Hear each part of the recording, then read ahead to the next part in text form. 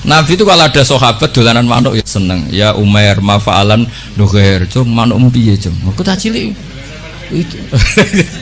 Jadi cobalah ini ditafsirkan tadi secara fikih supaya hal-hal yang basyariah itu menjadi makna yang luar biasa. Kayak tadi Nabi itu menunjukkan basyariahnya. Tapi itu bagus karena beliau jadi Nabi setelah Nabi Isa yang gara-gara pesonanya terlalu magis, kebablasan dianggap Tuhan.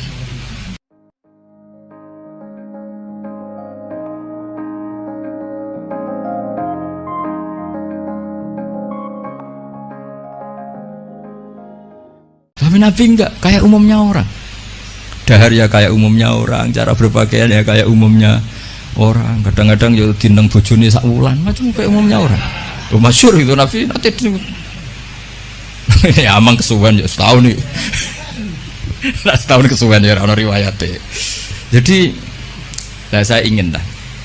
Makanya beberapa ulama setiap nulis sifat wajibnya Nabi itu mesti apa? Sifat wajibnya papat, misalnya mukhalif papat, mesti menetapkan satu sifat jaiz. Ini ku al-a'rad al-basyariyah. Nabi juga punya sisi kemanusiaan. Tapi ini menjadi luar biasa karena bentuk perlawanan terhadap nafyul uluhiyah, bahwa seorang nabi enggak boleh dituhankan. Rasulullah Shallallahu Alaihi Wasallam itu kalau dahar itu sering di luar rumah. Dan cara dahar itu enggak priayi menurut ukuran orang-orang priayi. Orang priayi itu kalau dahar kan dinampan terus pakai sendok. Nabi itu dahar kayak umumnya orang. Tapi itu dianalisis sampai ada orang lewat tuh, ini ngaku Nabi kok cara makan seperti itu. Tapi kata ulama-ulama itu penting sekali. Karena Nabi jadi Nabi setelah kecelakaan orang seperti Nabi Isa dituhankan. Jadi Nabi Isa itu saking sempurnanya, saking lembah lembutnya, justru kecelakaan dianggap Tuhan. Sehingga trauma dari itu Nabi itu sak urip-uripe, sak gesang-gesangnya menunjukkan kalau dia seorang manusia. Nate sholat patang rokaat itu kali rokaat ditakdir dilupakan sama Allah supaya kelihatan basyariahnya. Jadi ini harus dibaca secara fikih. Sama misalnya kita melihat orang alim allamah atau habib wali kok mangan di warung, itu bentuk penghormatan pada wong cilik. Tapi kalau yang nafsiri orang yang agak ngerti fikih dianggap nak dianggap agak apa dianggap beda bakule ribet kan. Jadi penafsiran ini penting sekali. Nah akhirnya di ulama-ulama kenapa Nabi dahar di depan umum, bahkan Nyon Sewu pernah juga di depan umum Nabi itu dimarahin orang macam-macam. Nabi ya sabar sampai beberapa kali dimarahin. Tapi akhirnya orang itu sungkem terus iman. Ini orang Yahudi. Saya membaca alamat Nabi ada di kamu semua kecuali satu yang belum saya jumpai, yaitu ketika dimarahin, dimaki-maki, nambah khilmannya, sifat sayangnya, sifat sopannya. Dan sekarang saya temukan sifat itu pada Anda, maka asyhadu alla ilaha illallah wa annaka Rasulullah. Jadi fikih ini harus dibaca. Seorang lagi fikih ini harus dibaca. Sehingga ketika Nabi lupa sholat duhur hanya 2 rakaat, Nabi dawuh ma kuntu ansa walakin unassali as-sunnah. Saya sebetulnya enggak lupa, tapi saya ditakdir lupa supaya kalian tahu ketika lupa harus melakukan apa. Jadi lupanya Nabi itu berkah bagi kita semua. Saya sering nyontohkan tuh sholat qadha. Normalnya sholat qadha itu tidak wajib karena batas waktunya sudah habis. Kalau kita tangi turu 12:30 sekolah SMP kan sudah gak mungkin sekolah, jatahnya sudah habis. Normalnya qadha itu tidak wajib.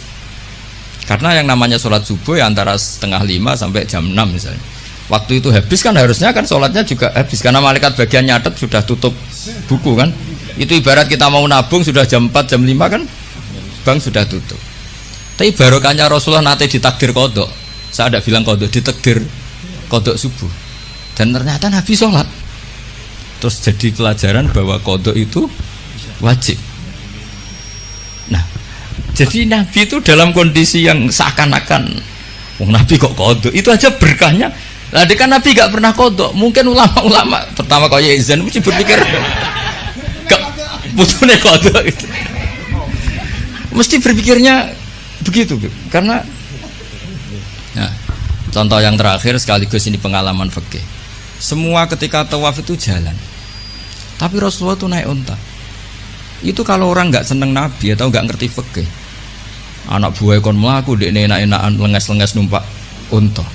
Tapi baru kayak para penafsir fikih akhirnya diketahui bahwa tidak termasuk syarat sahnya tawaf harus jalan. Buktinya Nabi naik unta. Akhirnya kita pakai kursi roda punya dalil, yang agak sepuh pakai skuter punya.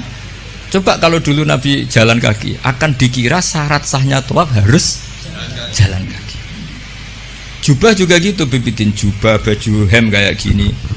Itu dulu semua tabiin kalau sholat tuh pakai pakaian resmi, pakai jubah, pakai gamis. Kalau Indonesia mungkin pakai hem resmi. Itu Jabir bin Abdillah datang ke masjid, jubahnya dicopot, serbannya dicopot, dicandal loh ya. Terus sholat pakai sarung satu, akidan bena torofaihi ala atiki, sarungnya dicancang begini, kayak orang-orang kuno di kalung no. Terus ketika dikomplain sama tabiin, ungzuru ila sahibi Rasulillah, ini sahabatnya Nabi kok sholat seperti itu. Terus beliau marah. Saya bersaksi Nabi pernah sholat seperti saya ini. Akhirnya barokahnya itu orang tahu batas minimal aurat, yaitu mabena surah. Andai kan semua sholat mulai dulu jubahan pakai gamis, pakai hem, akan dikira syarat sahnya harus seperti ini. Tapi barokahnya itu orang yang pakai celana seperempat ngisore dengkul pasangon atau pas apa di sawah bisa sholat karena memenuhi syarat. Jadi itu hebatnya Rasulullah SAW. Jadi ketika beliau dengan standar gamis imamah yaitu kondisi terbaik karena pakai pakaian ketika pakai sarung diikatkan juga kondisi terbaik karena itu maklumat ilmu bahwa ini standar minimal untuk satrul aurah. Itu hebatnya Nabi. Pas pakai pakaian resmi ya adnal halat, pas pakai pakaian paling minimal juga a'lal halat. Jadi kemana pas pakai a'lal halat ya a'lal halat, pakai adnal halat juga a'lal halat. Jadinya Nabi ketika pakai kamis, pakai imamah juga kondisi terbaik karena pakai pakaian. Ketika Nabi hanya pakai sarung satu dan menutupi aurat juga kondisi terbaik karena sebagai maklumat secara ilmu bahwa itu batas aurat. Jadi apa? Nabi ketika sholat juga kondisi terbaik, ketika dahar juga kondisi terbaik karena dahar Nabi memaklumatkan aku ini mau terima Nabi ora pangeran. Jangan sampai Nabi dahar terus Nabi kok pegawai ngemil, itu tidak bisa. Nabi dahar sekaligus memaklumatkan nafyul uluhiyah bahwa saya tidak Tuhan karena Nabi jadi Nabi setelah Nabi Isa. Di sini hebatnya Quran ketika nyifati Nabi era Rasulullah, wa ma arsalna qablaka minal mursalin illa innahum la ya'kuluna ta'ama wa yamsuna fil aswaq. Jadi makanya saya sering dengar Habib Ja'far kecilnya sering main layangan, sering dolanan ayam. Itu menurut saya filosofinya orang tuh tidak perlu bagian nunggu punya alpat tabungan miliatan, caci lek dolanan pitik ya wis seneng. Butuhe donya ku syukur, syukure dolanan pitik ya dolanan pitik. Tapi nek iso judu. Intinya itu bisa kok ditafsirkan secara apa? Nabi itu kalau ada sahabat dolanan manuk ya seneng. Ya Umair mafa'alan nughair, cung manuk piye cung. Aku tak cilik. Itu. Jadi cobalah ini ditafsirkan tadi secara fikih supaya hal-hal yang basyariah itu menjadi makna yang luar biasa. Kayak tadi Nabi itu menunjukkan basyariahnya. Tapi itu bagus karena beliau jadi Nabi setelah Nabi Isa yang gara-gara pesonanya terlalu magis, kebablasan dianggap Tuhan. Tapi Nabi enggak, kayak umumnya orang. Dahar ya kayak umumnya orang, cara berpakaian ya kayak umumnya orang. Kadang-kadang ya dineng bojone sak wulan, macam kayak umumnya orang. Oh, masyhur itu Nabi nanti ya amang kesuwen ya setahun nih. Nah, setahun kesuwen ya ono riwayate. Jadi saya ingin lah. Makanya beberapa ulama setiap nulis sifat wajibnya Nabi itu mesti apa? Sifat wajibnya papat, misalnya mukhalif papat, mesti menetapkan satu sifat jaiz. Ini ku al-a'rad al-basyariyah. Nabi juga punya sisi kemanusiaan. Tapi ini menjadi luar biasa karena bentuk perlawanan terhadap nafyul uluhiyah, bahwa seorang nabi enggak boleh dituhankan. Ini penting sepenting-pentingnya. Makanya ketika Nabi wafat, saya ulang lagi, ketika Nabi wafat, itu Sayyidina Umar kurang dekatnya sama Rasulullah, kurang pinternya Sayyidina Umar. Ketika Nabi wafat enggak terima dia. Mangqala inna Muhammad qad mata qata'tu unuqah. Siapa yang bilang Muhammad mati tak bunuh. Innama huwa yunaji rabbah kama yunaji Musa rabbah. Beliau sedang munajat, marah-marah lah. Orang mau gak bilang kapundut gimana, nyatanya cara lahir kapundut. Akhirnya Abu Bakar datang, terus Umar dileraikan dengan dibacakan ayat afa immata wa ma Muhammadun illa rasul qad khalas min qablihi rusul afa immata au kutilang qalabtu. Jadi ketika Nabi kapundhut dengan cara yang wajar, itu juga mendapat derajat yang setinggi-tingginya, karena itu bentuk maklumat juga bahwa beliau adalah tidak Tuhan. Andai kan Nabi kapundhut kayak Nabi Isa diangkat ke langit, juga bisa saja jadi tragedi di Tuhan kan, dan beliau itu orang paling nggak ingin dituhankan. Jadi semuanya ini spesial itu. Apa semuanya ini? Jadi yang biasa saja itu spesial. Nah, tapi ini kalau yang ngendikan tidak ahlul fikih, tidak ahlul hadis. Nabi kok kabudute biasa sih, sakjane keren diangkat ning langit kok Isa. Lho iki umat yang perlu ditobatno, paham nggih? Justru Nabi kabudut biasa ini menjadi luar biasa karena di situ tidak terjadi nafyul uluhiyah. Jadi begitu juga nanti tentang Mbah Mun, Habib Ja'far, Mbah Arwani, Mbah Munawir, tokoh-tokoh yang basaria ini harus dijadikan ahwal yang luar biasa. Jadi misalnya kancanan wong cilik ya bentuk penghormatan pada wong cilik, kancanan wong gede ben ora hasud. Kadang ya ana wong gelem kancanan wong cilik tok ora gelem kancanan wong gede. Dikira zuhud aroi jebule hasud. Banyak gak yang seperti itu? Banyak banget tuh. Ada sing kancanan wong gede tok mau wong cilik. Ya ternyata sombong betul. Lah ini beliau-beliau ini teladan betul. Jare Habib Bidin ya Ja'far dolanan manuk perkutut ya seneng, dolanan pitik ya seneng.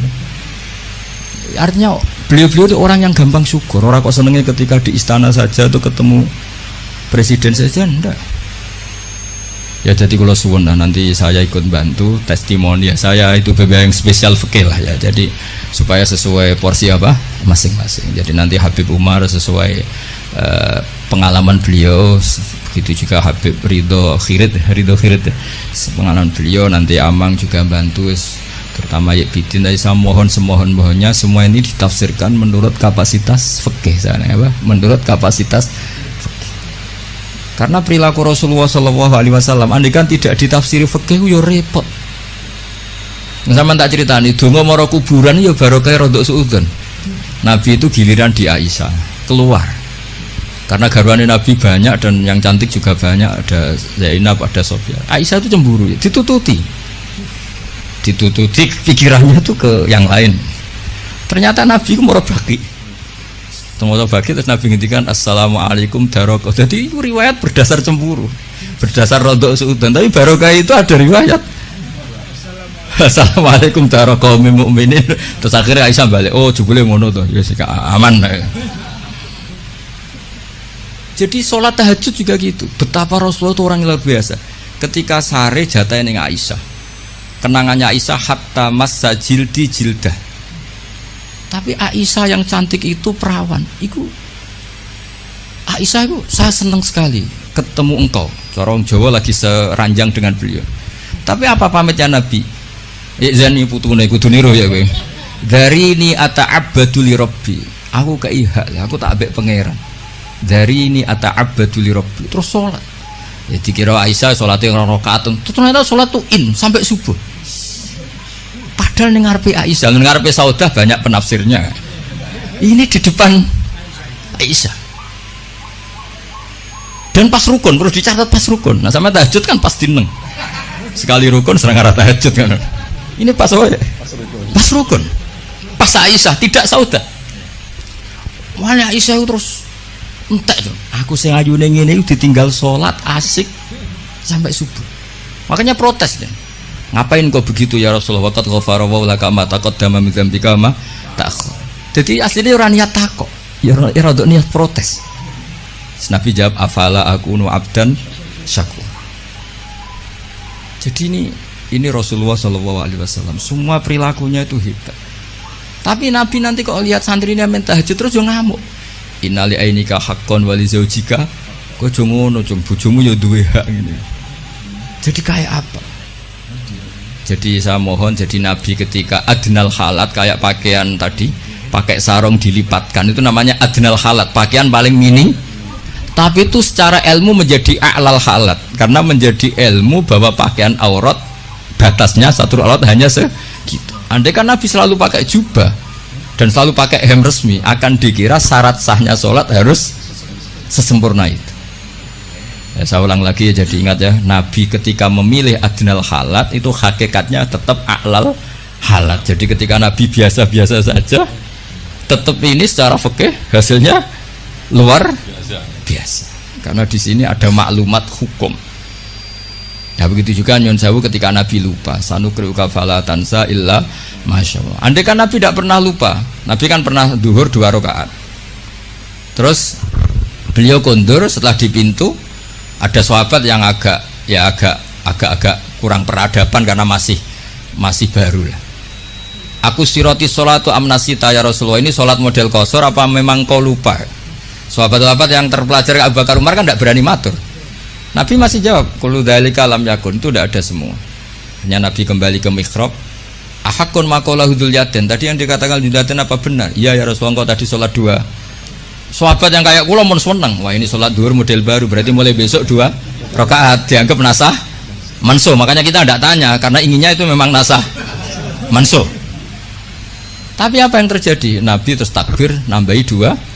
Nah, semenjak itu diketahui kalau sholat lupa, ya sudah tinggal nambah jumlah yang dia lupa. Jadi lupanya saja barokah. Jadi semua yang dilakukan Nabi lupanya saja barokah. Ditakdir kodok saja barokah. Termasuk dicurigai bojo, dikiting sampai itu ya barokah. Akhirnya ditemukan assalamualaikum daraqaumin mukminin wa inna insyaallah bikum. Dan itu akhirnya yang jadi dalil tahlil. Saya punya kitab namanya itu Tajul A'ros fi Qutbi Habib Soleh bin Abdillah Al-Attas. Itu diantara dalilnya orang tahlilan atau baca Quran di kuburan, itu dalilnya itu hadis itu.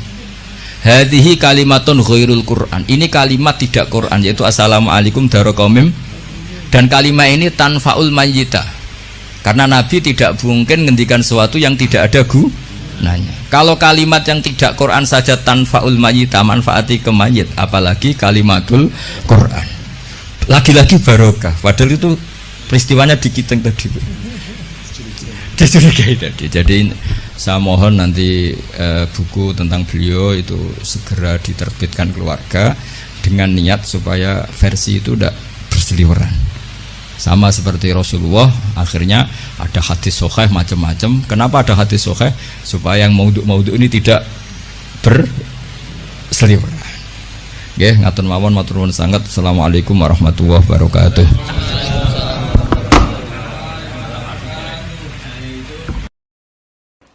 Subhanallahi wa bihamdihi adada khalqihi wa ridha nafsihi wa zinata arsyihi wa kalimatih. Subhanallahi wa bihamdihi adada khalqihi wa ridha nafsihi wa zinata arsyihi wa kalimatih. Subhanallahi wa bihamdihi adada khalqihi wa ridha nafsihi wa zinata arsyihi wa kalimatih. Subhanallahi wa bihamdihi adada khalqihi wa ridha nafsihi wa zinata arsyihi wa kalimatih. Subhanallahi wa bihamdihi adada khalqihi wa ridha nafsihi wa zinata arsyihi wa kalimatih. Subhanallahi wa bihamdihi adada khalqihi wa ridha nafsihi wa zinata arsyihi wa kalimatih. Subhanallahi wa bihamdihi adada khalqihi wa ridha nafsihi wa zinata arsyihi wa kalimatih.